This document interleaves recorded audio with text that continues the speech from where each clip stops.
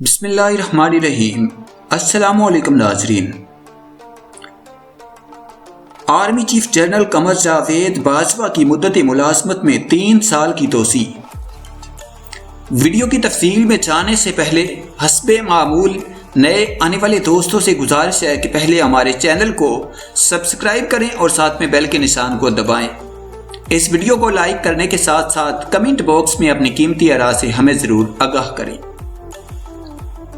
پاکستان کے وزیر اعظم عمران خان نے بڑی فوج کے سربراہ جنرل قمر جاوید باجوہ کی مدت ملازمت میں توسیع کر دی ہے۔ ان کی ملازمت کی مدت میں 3 سال یعنی فل ٹرم کی توسیع کی گئی ہے۔ وزیر اعظم ہاؤس سے جاری ہونے والے اعلامیہ کے مطابق جنرل قمر جاوید باجوہ کی ملازمت میں توسیع کا فیصلہ خطے میں سیکیورٹی کی صورتحال کو مد نظر رکھتے ہوئے کیا گیا ہے۔ جنرل قمر باجوہ کی ملازمت میں توسیع کی خبریں کئی ماہ سے گردش کر رہی تھی۔ یاد رہے جنرل قمر جاوید باجوہ نے فوج کی کمان نومبر 2016 عیسوی میں سنبھالی تھی۔ انہیں اس وقت کے وزیر اعظم میاں نواز شریف نے فوج کی سربراہی کے لیے تعینات کیا تھا۔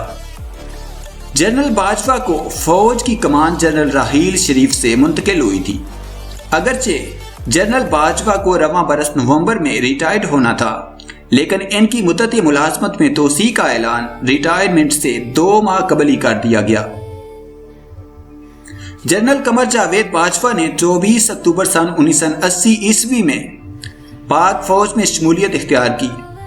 ISI کی ویب سائٹ کے مطابق انہیں بلوچ ریجمنٹ میں کمیشن ملا تھا۔ انہیں فوجی اعزاز نشان امتیاز ملٹری سے بھی نوازا جا چکا ہے۔ وہ کینیڈا کی افواج کے کمانڈ اور سٹاف کالج، امریکہ کی نیول post graduate university monetary California اور اسلام آباد کی نیشنل ڈیفنس یونیورسٹی سے فارغ التحصیل ہے۔ وہ Quetta command and staff college Quetta اور NDU اسلام آباد میں school of infantry and tactics میں انسٹرکٹر رہے ہیں۔ وہ انفینٹری بریگیڈ کے بریگیڈ میجر اور راولپنڈی کور کے چیف آف سٹاف بھی رہ چکی ہیں۔ انہوں نے ایک انفینٹری بریگیڈ کے 16 بلوچ ریجمنٹ کو کمان کیا ہے اور شمالی علاقہ جات کے کمانڈر FCNA میں انفینٹری ڈویژن کو بھی کمان کیا ہے۔ انہوں نے کانگو میں پاکستانی دستے کی سربراہی بھی کی ہے، جبکہ انہوں نے راولپنڈی کور کی کمان بھی سنبھالی ہے۔